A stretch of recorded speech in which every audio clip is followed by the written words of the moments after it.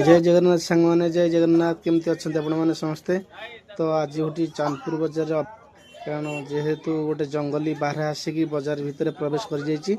तो प्रथम लुगा दुकान शोरूम रे पशि जाता आसिक कदली गोदाम पशि जाइए। बर्तमान देखिपे बारहाटी को उद्धार करी फॉरेस्ट ऑफिसर माने नदी की अटोरे नहीं जाऊँगी।